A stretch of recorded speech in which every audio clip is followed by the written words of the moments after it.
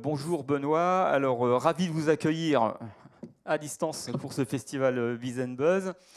Vous êtes secrétaire général, directeur des relations institutionnelles Google en France et en Europe du Sud. Alors du coup, j'ai envie de poser une première question. Qu'est-ce que c'est qu'un secrétaire général des directions des relations institutionnelles Google en France et en Europe du Sud? Merci en tout cas de m'accueillir à distance, mais j'aurais bien voulu être avec vous clairement à Strasbourg aujourd'hui. Qu'est-ce que c'est qu'un secrétaire général de Google en France, Europe du Sud? France, Europe du Sud, il faut imaginer, c'est la France plus tous les pays qui vont de l'Espagne à la Grèce. Mon travail, c'est d'être au contact des différents écosystèmes, de venir effectivement quand je peux et quand le train me le permet dans les territoires, d'échanger avec vous, avec les élus, avec les écosystèmes, avec les acteurs économiques. Et effectivement, et notamment quand on est à des périodes comme celle-ci, en pleine révolution, de faire en sorte que tout le monde s'embarque dans le train de la révolution et que, contrairement à aujourd'hui, le train ne reste pas à quai avec nous dedans. Ah, super, du coup c'est plus clair. Et du coup, précisément, ces révolutions, et qu'est-ce que vous avez vu au fil de ces 10 dernières années de présence au sein de Google? C'est quoi votre perception finalement de l'évolution du numérique, de la perception plutôt du numérique par les entreprises ces dernières années? C'est quoi leur perception selon vous? Il y a deux éléments. Alors, un élément qui est, j'allais dire, moi, la perception de l'évolution du numérique, peut-être en 30 secondes, c'est que on va en parler, mais on rentre dans une réelle révolution. On est déjà rentré dans cette réelle révolution et qu'on appelle l'intelligence artificielle. C'est quelque chose qui va être aussi profond que l'électricité. Il faut s'y attendre et effectivement, il faut sauter sur l'occasion. Ma perception, j'allais dire, de ce que je vois et des échanges que j'ai avec les différents acteurs économiques en France, et notamment quand il s'agit de la première révolution du numérique, c'est-à-dire l'Internet et maintenant l'intelligence artificielle, c'est que on voit une appétence, on voit que les acteurs ont envie de s'y mettre. Bien souvent, il y a une réticence. Dans les échanges que j'ai pu avoir, dans les discussions avec certains chefs d'entreprise, commerçants, artisans, patrons de PME, TPE, souvent, la première réponse, c'est de dire, c'est pas pour moi, c'est pour les autres. Et en fait, je pense que progressivement, ce retard, en quelque sorte, au démarrage, s'accélère. Et c'est ça qui est bien de voir, c'est que ça y est, on est lancé, mais maintenant, il faut accélérer. Merci. Alors, on a parlé pratiquement toute la journée, finalement, de plus ou moins d'IA générative. Et finalement, l'IA, on s'aperçoit aussi il y a des nouveaux usages qui sont finalement dans notre poche et donc qui sont de l'IA au quotidien. Et finalement, c'est quoi l'utilisateur lambda aujourd'hui de l'IA avec ce genre d'outils? Ben, en fait, c'est quoi l'utilisateur lambda? J'allais dire, vous l'avez dit, hein, c'est dans la poche, hein, c'est dans le smartphone. Aujourd'hui, n'importe qui a déjà l'intelligence artificielle dans ses applications. Si vous utilisez certains services côté Google, que ce soit le moteur de recherche, que ce soit Google Maps, que vous utilisez Google Translate, c'est de l'intelligence artificielle et de plus en plus d'intelligence artificielle générative, en fait, qui est dans ces produits-là. Mais c'est vrai qu'aujourd'hui, l'utilisateur lambda, il commence à découvrir l'IA et en particulier l'IA générative. Ça date d'il y a 2 ans finalement la grande découverte. Il y a 2 ans, ChatGPT est arrivé, suivi des autres agents conversationnels, que ce soit Gemini côté Google, que ce soit le chat côté Mistral. Et effectivement, les gens ont commencé à le pratiquer. Et en fait, on voit que les usages se déclinent un peu en deux parties. Le premier qui est tout ce qui va m'aider au quotidien. On utiliserait le terme de productivité, une aide à la productivité. C'est-à-dire m'aider à résumer des documents, m'aider à rédiger un email, m'aider à remettre en forme des choses, m'aider par exemple à OCRiser, à scanner en version texte un document, tout ça, on commence à utiliser de plus en plus les IA génératives et ces agents pour le faire. Le deuxième élément, c'est une aide à la créativité, c'est me donner un coup de boost, un coup de boost véritablement pour quand j'ai le syndrome de la page blanche, quand il s'agit d'écrire, quand il s'agit de créer un contenu, une image, un son, une vidéo, c'est finalement les usages au quotidien qu'on voit et qui commencent de plus en plus à se répandre. Est-ce qu'au travers de ces outils, on va vraiment pouvoir aller vers un assistant vraiment personnel à qui on va pouvoir parler? Alors, dans l'intervention d'avant, vous n'avez pas eu la chance de pouvoir écouter. On commençait à parler effectivement de ce type d'échange qu'on peut avoir avec l'IA. Donc, on peut considérer demain que je vais pouvoir lui dire tranquille, bah tiens, fais-moi mon rendez-vous pour dans 3 semaines chez le dentiste et rappelle-moi 4 heures plus tôt pour que je me brosse les dents. Tout ça, c'est quelque chose qui va être facile et intégré complètement. En fait, c'est pas demain, c'est déjà aujourd'hui, c'est déjà le cas. Véritablement, en fait, l'IA, tel qu'on le voit, et la dynamique dans laquelle on s'engage, c'est effectivement d'aller dans ce qu'on appelle l'agentique IA, donc l'agent AI. Vous en parlez, on en entend de plus en plus parler. Qu'est-ce que c'est? C'est de dire, imaginez votre chatbot, votre agent conversationnel. Cet agent conversationnel, vous le connectez avec d'autres agents conversationnels qui eux-mêmes sont connectés à d'autres systèmes et d'autres interfaces. Et effectivement, votre téléphone, vous le transformez en un super assistant personnel qui va prendre en charge un certain nombre d'éléments de votre vie quotidienne. Bien évidemment, c'est vous qui aurez le contrôle, mais à la fin, ça va être, pour donner des exemples, hein, vous partez un jour en voyage, vous devez prendre l'avion, arriver sur place, vous avez un certain nombre de rendez-vous, puis ensuite, vous avez, j'allais dire, une volonté d'aller au restaurant, puis ensuite vous revenez à Strasbourg. De là, vous avez des activités qui sont programmées avec des enfants. Mais disons que toute cette complexité de réservation, de réserver les déplacements, de réserver le train, l'avion, de réserver les hôtels,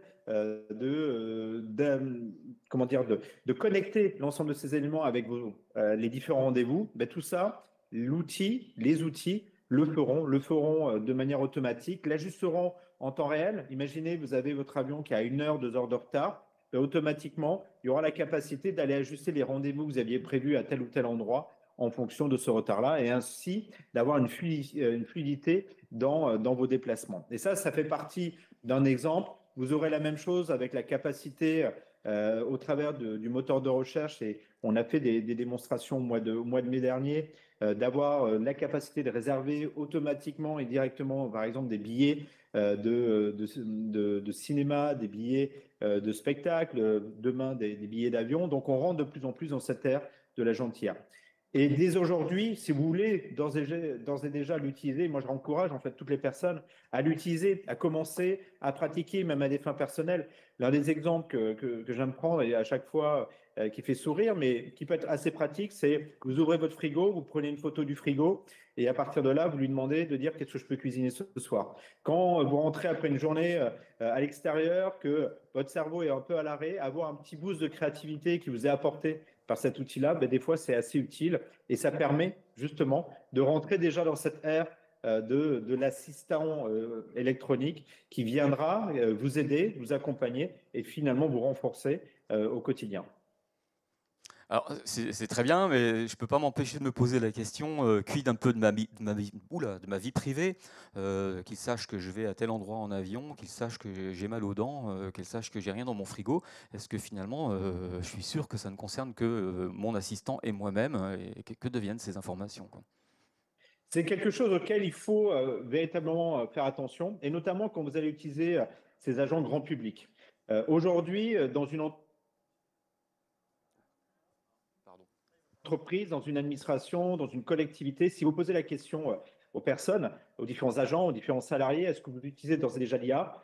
S'ils vous disent la vérité, vous pouvez imaginer qu'environ 75-80% des gens vont lever la main, ce qui est relativement important. Mais par exemple, vous posez la question au DSI de dire, à votre avis, est-ce que vous avez un plan IA et est-ce que les gens l'utilisent dans l'entreprise? La réponse sera, ben non. En fait, on a vu se développer dans le monde professionnel énormément de shadow IA, de la même manière qu'on a vu le shadow IT il y a quelques années. Et donc, effectivement, les enjeux qu'on a aujourd'hui, c'est que des personnes utilisent ces outils grand public de manière, c'est-à-dire sans avoir la connaissance complète et notamment sans garder le contrôle sur les données, les informations qu'ils sont capables d'injecter. Donc, ce qui est vrai aujourd'hui sera encore plus vrai demain. Aujourd'hui, par exemple, quand vous mettez un document dans un chat GPT, un Gemini ou un Le Chat, il faut toujours déjà s'assurer que le document, l'information que vous le mettez, soit aller communiquer à l'outil, il va absorber ce savoir, et l'intégrer dans l'ensemble du savoir qu'il a accumulé, soit vous avez la capacité justement de garder un mode un peu privé qui fera que cette information n'est pas partagée avec l'outil. Et c'est ça en permanence qu'il va falloir regarder, garder le contrôle sur les données, s'assurer de ça. Et ça, c'est les spécificités de chacun des outils qui sont en train de se développer dans la sphère grand public, mais aussi dans la sphère professionnelle. Et demain, effectivement, les enjeux de protection des données, de conservation des données seront des enjeux clés. Et c'est pour ça que tous ces outils-là doivent être accompagnés d'outils supplémentaires de contrôle pour garder le contrôle sur les informations qu'on veut partager, qu'on ne veut pas partager et comment on veut le partager. Ça marche, merci. Donc, on était là sur les usages plutôt individuels. Et du coup, c'est une transition que vous avez abordée finalement au travers de votre réponse. Je m'interroge maintenant par rapport aux usages en entreprise et comment l'intelligence artificielle finalement va aider mon entreprise à me développer. Et finalement, la question, c'est quel virage prendre et en fait, qu'est-ce que vous répondriez aux entreprises qui hésitent encore à intégrer l'IA dans leur boîte, dans leur processus? Il y a en fait, encore une fois, j'allais dire, je vais dézoomer, parce que souvent quand on parle d'IA, on parle à la fois d'intelligence artificielle générative, l'IA générative, et en gros, l'intelligence artificielle. Et bien évidemment, quand on voit l'intelligence artificielle au sein de l'entreprise, on se dit, ah là là, c'est quelque chose qui va restructurer le mode de fonctionnement d'une entreprise, qui va changer mes processus industriels. Donc c'est quelque chose en fait qui ne s'adresse qu'aux très grandes entreprises.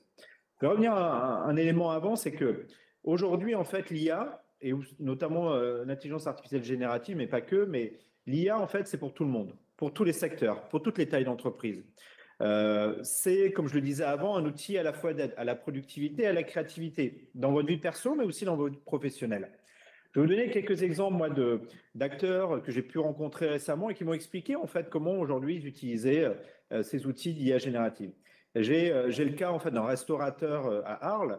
Il me disait qu'il recevait en fin de semaine les promotions qui venaient de son fournisseur et de dire, ben voilà, la semaine prochaine, voilà l'ensemble des produits qui vont être en promotion. Le restaurateur prenait en photo la notice, demandait, en l'espèce c'était Gemini, demandait à Gemini de lui proposer des idées de recettes pour la semaine suivante et à partir de là, développer son menu pour la semaine suivante, les fiches techniques pour les cuisiniers et ainsi pouvait jouer à la fois sur l'effet prix, c'est-à-dire jouer sur les promotions et là où il arrivait finalement à gagner en quelque sorte des points de productivité voire de profit et également jouer sur la créativité, donc d'être capable de proposer des nouvelles recettes. Ça, c'est un exemple tout bête. Ça nécessite, j'allais dire, quasiment rien. Ça nécessite un téléphone et l'utilisation d'une application.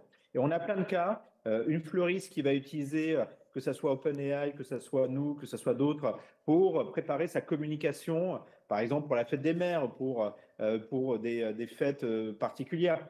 La personne, en fait, avant, elle passait une heure, une demi-heure sur essayer de générer, de créer, d'élaborer en fait son slogan, son message qu'elle va publier sur les réseaux sociaux. Aujourd'hui, il faut imaginer qu'avec ces outils d'intelligence artificielle générative, c'est la capacité de dire avant, ce que je faisais en 30 minutes, je le fais aujourd'hui en 3 secondes. Et c'est véritablement ça l'élément direct. Le premier gain immédiat, c'est un gain en termes de temps et d'efficacité. Et ça, comme je dis, c'est pour tous les acteurs économiques.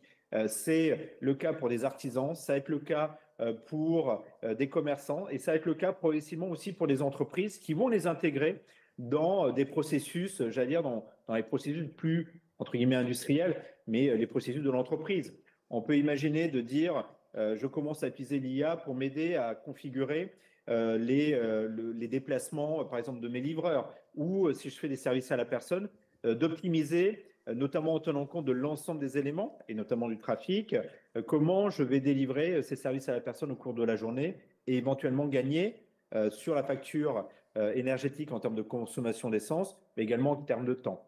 Donc on peut imaginer effectivement énormément d'applications, mais qui sont d'ores et déjà possibles aujourd'hui avec des outils qui sont disponibles et qui sont disponibles gratuitement. Donc c'est là l'enjeu, j'allais dire, pour tous les acteurs économiques, c'est prendre le virage maintenant.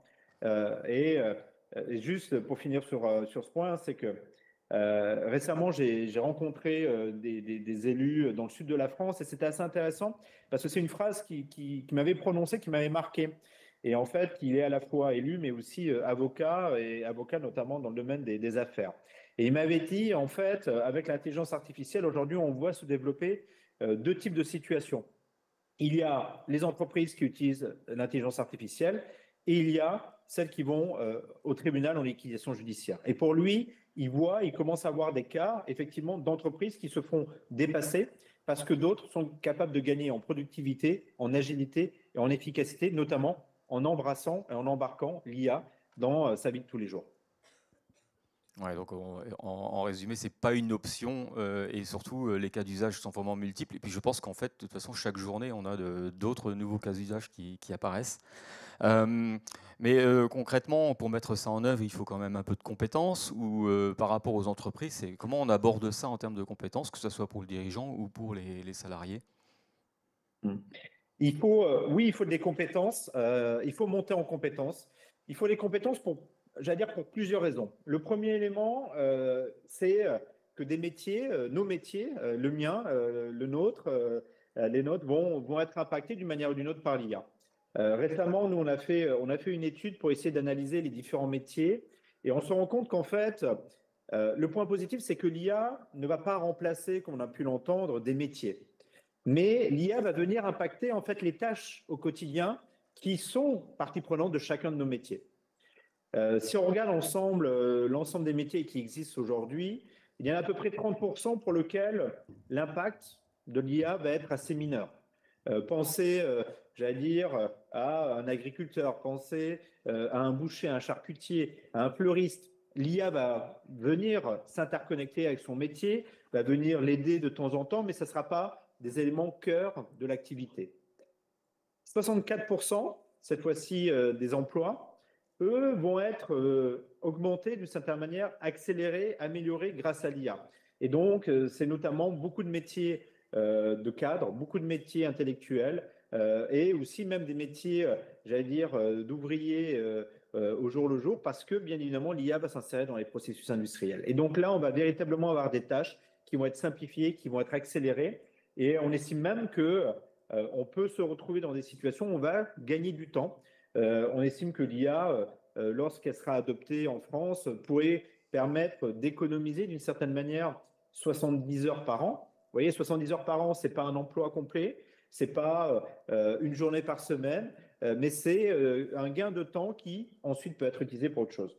Et si je reviens à mes calculs, 30 plus 64, ça fait 94, il reste 6. Et oui, 6%, ça veut dire qu'il y a 6% des métiers qui, eux, peuvent être beaucoup plus profondément impactés par l'IA, pour lequel un certain nombre des tâches vont être déplacées sur d'autres activités. Et c'est là où la montée en compétences est nécessaire. Et c'est là où, dès maintenant, quand on est un salarié, quand on est un indépendant, quand on est un chef d'entreprise, il faut se former, il faut même demander à se faire former, il faut travailler avec les différents acteurs, les CCI en sont un. Nous, on accompagne aussi, on a ce fameux programme Google Atelier Numérique, on fait des sessions et demain, l'équipe sera notamment à Agno pour justement montrer les effets, les enjeux, la compréhension de l'IA, parce qu'on a tous et toutes besoin de monter en compétences, anticiper ces changements, parce qu'ils vont tous venir d'une manière ou d'une autre sur notre activité au quotidien. Il faut les saisir et à partir de là, acquérir ces nouvelles compétences. Bien évidemment, l'idée, ce n'est pas de tous nous transformer en ingénieurs, parce que l'IA, oui, c'est développé par des ingénieurs brillants, des chercheurs brillantissimes et autres. Mais derrière, en fait, l'IA va être embarquée dans nos solutions du quotidien, dans nos outils de messagerie, dans nos outils qu'on utilise au sein de notre entreprise. Et donc, bien évidemment, c'est plutôt de comprendre comment derrière, si je ne fais plus cette tâche-là, cette micro-tâche répétitive, c'est aussi de se dire, ben voilà, comment je vais réfléchir à nouveau. Et c'est ça aussi une des compétences que va nous apporter l'IA. C'est véritablement quelque chose que l'IA n'impactera jamais. C'est véritablement notre capacité de réfléchir, d'apporter de la valeur et de penser aussi de manière non linéaire. L'IA pense de manière linéaire et de manière continue.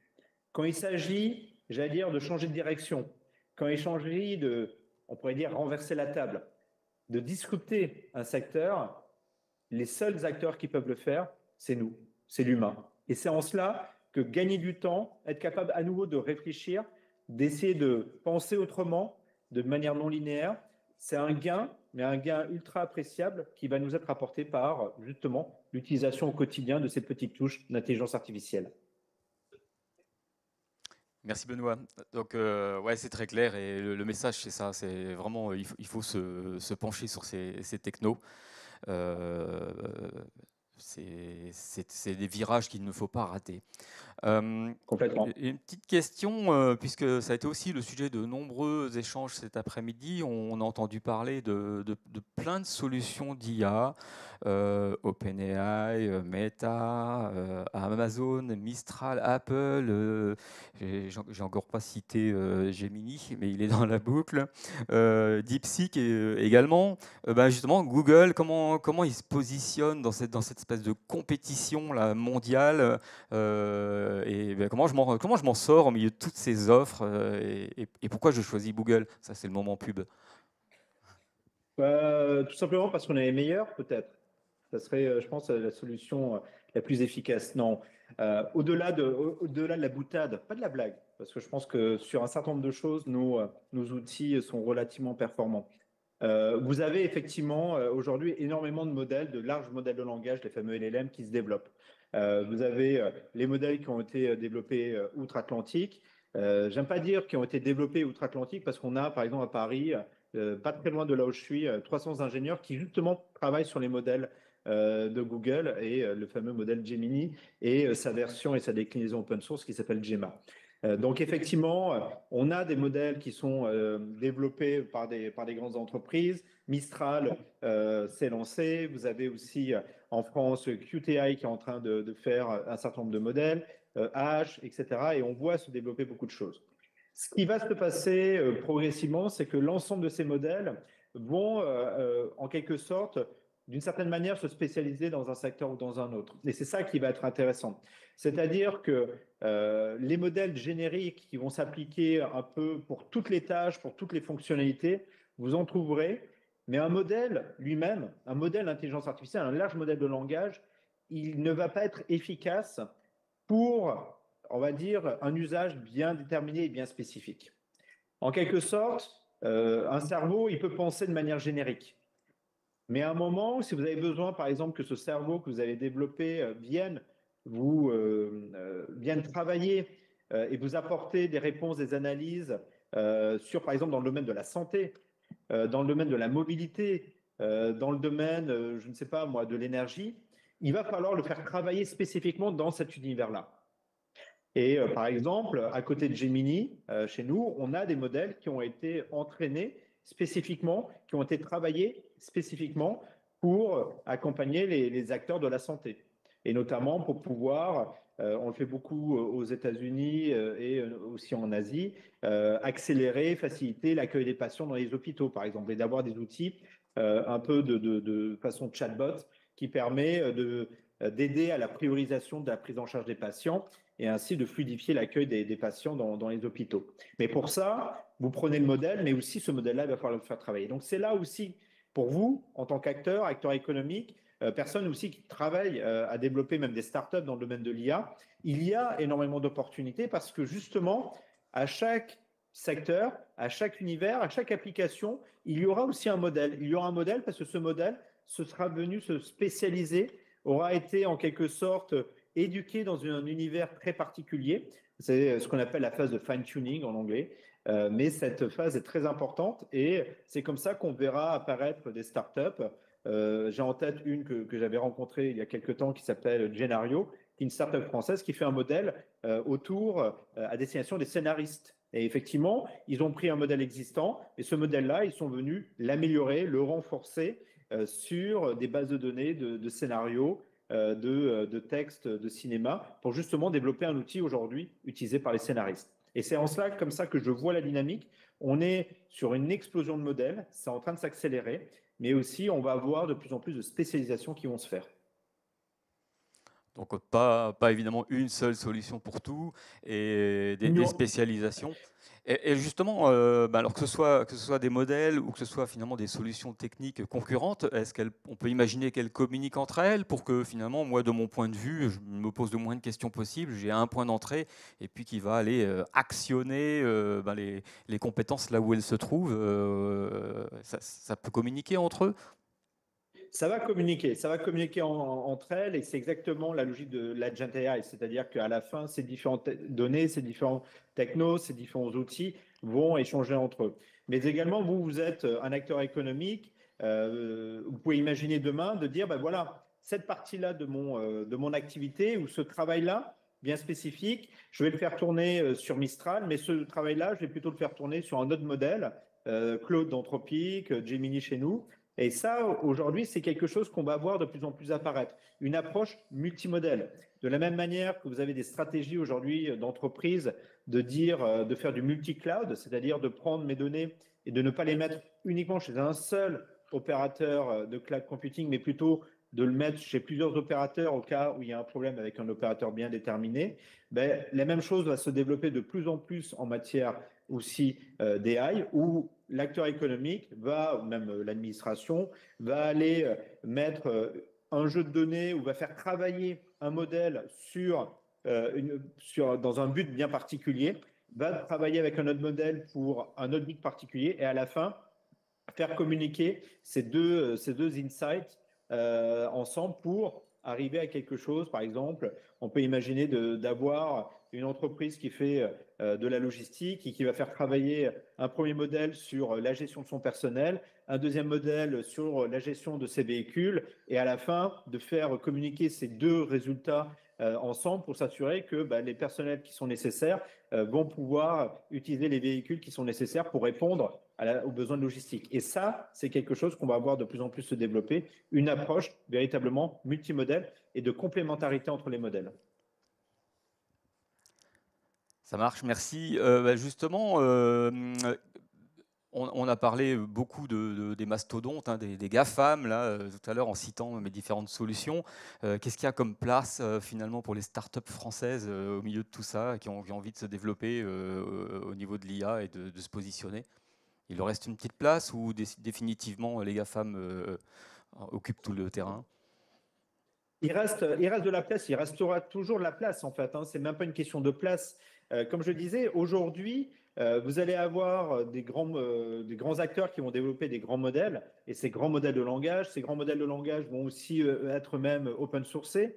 Meta a open sourcé le sien. Nous, on a open sourcé une version de Gemini qui s'appelle Gemma, DeepSeek qui est disponible. Et donc, ça permet à n'importe quel acteur aujourd'hui de récupérer finalement ce modèle-là, de récupérer cette puissance qui est aujourd'hui offerte par ces modèles, notamment open source, et de développer un nouveau business case, de développer une nouvelle activité économique, de développer un nouveau service qu'ils vont offrir à des entreprises, à des administrations. Et donc, aujourd'hui, c'est là où il y a une vraie poche d'innovation, c'est comment on transforme ces technologies, comment on transforme ces piliers technologiques, et c'est comme ça qu'il faut voir ces larges modèles de langage, c'est véritablement des piliers technologiques, et transformer ces piliers technologiques en outils de tous les jours pour les acteurs économiques et aussi les administrations, les grandes collectivités, parce que c'est là où il y a un besoin. Et je pense, moi, je suis assez convaincu que toutes les startups, tous les acteurs, en fait, qui veulent se lancer dedans, il y a clairement des opportunités, il y a clairement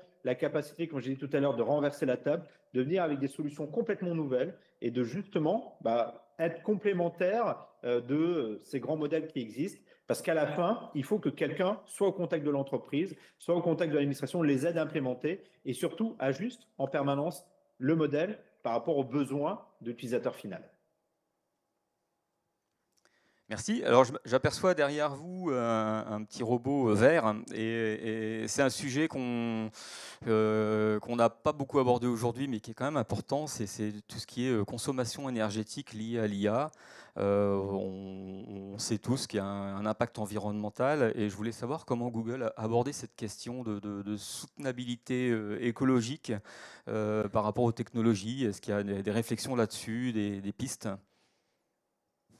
La réponse est oui. Vraie réflexion et un sujet en fait qui est assez central pour nous et depuis plusieurs années. Il y a quelques années, on a pris un engagement. Cet engagement, c'est d'ici 2030 d'avoir l'ensemble de nos opérations qui soient neutres en carbone. Et donc 24/24, 7 jours sur 7. Et donc effectivement, c'est de dire face à tout le développement de l'IA, c'est comment on adresse cela. On adresse cela en fait de plusieurs manières de notre côté. Le premier élément, c'est comment on compresse la courbe de croissance. Parce que aujourd'hui, on est, et notamment avec la révolution apportée par l'intelligence artificielle, dans une croissance en termes de demande quand il s'agit de consommation énergétique. Et donc l'idée, c'est au maximum d'écraser la courbe de croissance et s'assurer qu'on est capable d'optimiser la manière dont nos data centers principalement travaillent et en gros ne tournent pas à vide ou sont optimisés au maximum et au bon moment pour pouvoir justement faire les opérations qui sont nécessaires. Donc ça fait maintenant plusieurs années, on fait ce travail-là, on écrase en fait la courbe de croissance pour justement accélérer notre capacité de l'équation et capacité de calcul et optimisation de l'énergie. Deuxième élément, c'est de dire que à côté d'une consommation d'énergie, il faut une production d'énergie. Et donc, nous, ce que l'on cherche à faire, c'est de développer au maximum, et c'est ce qu'on fait systématiquement lorsqu'on installe en fait des nouveaux centres de données, c'est avoir des accords avec différents énergéticiens pour ajouter, produire, réinjecter sur les réseaux électriques de l'énergie décarbonée. Et effectivement, de travailler, on le fait par exemple en France ou en Allemagne avec Engie, pour produire de l'éolien et s'assurer qu'on réinjecte sur les réseaux électriques de l'énergie éolienne. Et cette énergie éolienne améliorera le mix énergétique qu'ensuite, derrière, on pourra consommer. Et donc, c'est tout ce travail en permanence de dire optimisation de nos process et création finalement d'énergie supplémentaire qui soit le plus décarbonée. Et à côté de cela, on fait des recherches et on soutient en fait différents j'allais dire, prochaines étapes. Le premier, ce sont les SMR, vous savez, ces petits réacteurs. Et l'idée de se dire, est-ce qu'on est capable de développer des petits réacteurs nucléaires qui pourraient être adossés à des data centers qui permettraient d'avoir en fait une autonomie de production d'énergie pour les data centers. Le deuxième élément, par exemple, c'est qu'on réfléchit beaucoup à la fusion et notamment de se dire comment on est capable, au travers des processus de fusion, de créer de l'énergie. Donc, toujours de réfléchir à essayer d'optimiser cette consommation. Et le dernier élément, c'est aussi de se dire qu'il y a des modèles pour lesquels et des usages pour lesquels il n'y a pas besoin d'envoyer des données dans un data center et les faire tourner. Et là, c'est tout le travail qu'on a fait depuis maintenant 2 ans, de pouvoir, offrir aux développeurs d'applications des micro-modèles qui peuvent tourner en fait sur un smartphone et au sein d'une application. Vous avez un Gemma Nano qui est un micro-modèle qui permet à un développeur d'application de l'insérer dans son application et de faire en sorte que derrière, on consomme le minimum de ressources. Et le deuxième élément, c'est qu'aujourd'hui, en fait, dans nos téléphones, vous avez des puces qu'on appelle chez nous TPU. Certains, chez NVIDIA, on les appellerait des GPU, mais ça permet de transformer chacun des téléphones en mini data center et qu'aujourd'hui, un certain nombre d'applications qu'on faisait il y a encore 2 ans dans le cloud, qu'on était obligé d'envoyer dans le cloud pour pouvoir processer avec de l'IA, aujourd'hui, restent sur téléphone, sont processés sur téléphone et permettent effectivement d'optimiser aujourd'hui l'impact, notamment en matière de consommation d'énergie. Eh ben, c'est des belles perspectives, merci. Alors, vous aviez une contrainte horaire, je crois, hein, qui était forte. Il y avait un call qui était prévu, alors, même si c'était prévu à Strasbourg, mais en tout cas, ça sera prévu là dans quelques minutes. Donc, on arrive au temps probablement de la conclusion. Est-ce que vous auriez peut-être je sais pas, une conviction forte, une alerte que vous pourriez lancer à tous les dirigeants qui sont présents ici et qui vous écoutent attentivement, qui serait en lien avec l'IA, les usages? Enfin, ce serait quoi votre conseil ultime que vous pourriez donner? Allez-y, allez-y, mais allez-y vite. Je vais donner en fait deux chiffres, 84 et 14. 84%, c'est aujourd'hui le taux d'adoption de l'IA en Chine, au jour où on se parle. 14, on estime c'est à peu près le taux d'adoption de l'IA en Europe par les acteurs économiques. Ceux qui gagneront la bataille, ce n'est pas ceux qui développent l'IA. ce sont ceux qui adoptent l'IA et qui l'utilisent. Et effectivement, aujourd'hui, on a une Europe qui est un peu à la traîne, et quand on regarde par rapport à la Chine, on va dire plutôt beaucoup à la traîne. Et c'est pour ça que moi, j'allais dire le cri du cœur d'une certaine manière, et l'encouragement, c'est de dire allez-y. Allez-y, adoptez l'IA. On a tous l'impression que l'IA, c'est le futur. Il faut juste avoir conscience que l'IA, c'est plus le futur, c'est le présent, et certaines applications sont déjà dans le passé. Et donc, plus vite, comme je pourrais reprendre l'analogie du train, mais plus vite vous sautez dans le train, plus vite vous verrez les bénéfices immédiats que ça peut apporter dans votre activité, même dans votre vie au quotidien, et plus vite vous en tirez un profit justement sur le terrain économique. Donc c'est pour ça que mon message, et mon seul message, effectivement à toutes et tous, c'est de dire allez-y vite, parce que c'est maintenant qu'il faut adopter l'IA. Formez-vous, allez vous renseigner, allez voir les équipes des CCI, allez voir les équipes chez nous des ateliers numériques, Google Ateliers numériques, tapez ça sur votre moteur de recherche préféré, quel qu'il soit. Allez voir, on vous explique, on explique comment l'utiliser au quotidien, des gestes simples en quelque sorte, mais ce sont des gestes essentiels aujourd'hui où on a besoin d'accélérer, de renforcer la compétitivité de la zone France, de la zone Europe, et ça passera, il faut le dire, ça passera au travers de l'adoption de l'IA parce que ça va accélérer notre capacité de croissance. Eh ben merci Benoît. Je pense que ça va être compliqué par rapport aux éléments techniques de faire une séquence de questions-réponses et surtout par rapport à votre contrainte, sauf si c'est OK pour vous, mais je ne suis pas sûr. On me murmure dans l'oreillette que j'ai les 5-7 minutes. Donc, si vous voulez, on peut prendre quelques questions. Ah, alors ça peut valoir le coup. Est-ce que quelqu'un dans la salle souhaite poser une petite question à Benoît? Alors, ils sont tous en train de réfléchir, là. Qu'est-ce que je vais demander comme question? Oui, non? Pas de question? Ils ont peur. Oui, c'est la première qui est toujours la plus difficile. Bon, je crois que c'est un peu... Ah, ça y est, j'ai un bras qui se lève. Hein.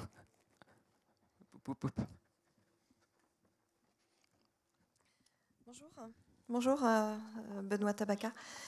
J'ai une question, je rebondis sur les pourcentages que vous avez indiqués sur les métiers qui seront impactés par l'IA, avec 6% des métiers qui seront donc profondément impactés. Je voudrais juste que vous développiez un peu plus sur ces métiers précisément. Oui, en fait, quand on regarde un peu plus dans le périmètre des métiers, vous allez avoir, comme on disait, 30, 64, 6, effectivement 6% de métiers pour lesquels en fait les tâches quotidiennes vont être impactées et fortement impactées par l'IA. Qu'est-ce que c'est? Vous allez avoir par exemple des personnes qui ont des activités micro-tâches. Pensez à des personnes qui peuvent être dans des call centers. Pensez à des gens qui peuvent faire de la saisie informatique. Pensez effectivement dans certains métiers de secrétariat. Dans certains aspects, notamment de comptabilité. Hier, je rencontrais un cabinet d'experts comptables qui me disait, ben voilà, avec la facture électronique, septembre 2026, ben en fait, tout le métier de saisie et d'analyse, de production des comptes, va disparaître.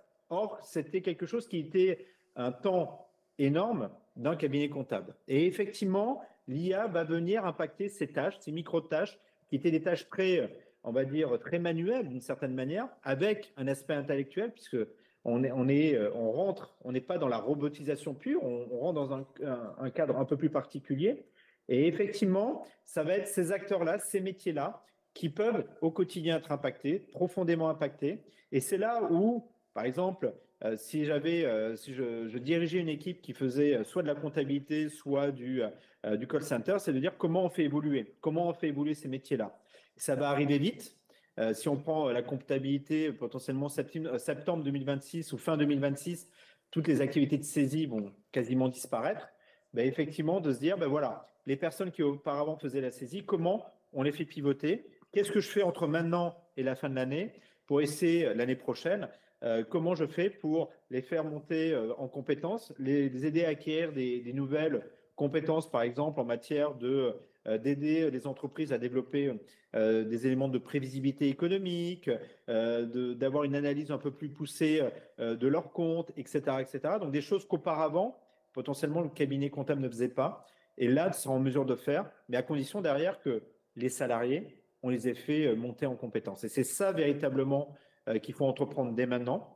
C'est si vous êtes chef d'entreprise, manager d'équipe ou même, j'allais dire, indépendant, voire et salarié, c'est de regarder en fait votre quotidien, de dire, ben voilà, potentiellement, j'ai autant de tâches que je fais au quotidien qui vont être impactées par l'IA, et donc de dire, demain, ben, ce temps que je vais gagner, comment je vais en profiter? Qu'est-ce que j'en fais? Et c'est ça véritablement l'analyse qu'il faut faire aujourd'hui, j'allais dire urgemment aujourd'hui au cas par cas, parce qu'encore une fois, ça va aller très vite. Merci Benoît. Je pense qu'on va en rester là du coup. C'est vraiment super d'avoir en tout cas utilisé cette techno pour pouvoir assurer l'intervention de cet après-midi. Je remercie à nouveau Odeya parce qu'ils ont fait une drôle de tête quand je leur ai dit qu'il fallait se connecter avec mon smartphone. Enfin bon, c'était un peu du bricolage de dernière minute, mais ils ont assuré. Et donc on a très bien pu suivre votre intervention. Donc merci à eux et merci à vous encore. Et puis au plaisir pour une autre édition, alors peut-être de Biz & Buzz, si la SNCF veut bien vous transporter jusque chez nous. Avec plaisir. Et encore merci et bonne continuation. Et ça a été un plaisir, même si je n'étais pas là en personne. Mais en tout cas, merci pour la préparation et tous les échanges. Et surtout, bonne continuation. Et comme je disais, Thierry, chez nous, est dans la salle. Donc, n'hésitez pas à le harceler si vous avez des questions sur ce qu'on fait et comment on peut vous aider aussi à monter en compétences. D'accord. Alors, vous n'avez pas entendu, peut-être parce que pour des questions de micro, mais il y a eu des applaudissements nourris, des gens qui commençaient à retirer leurs vêtements. Enfin, c'était la folie. Voilà. Merci encore. Merci. Au plaisir.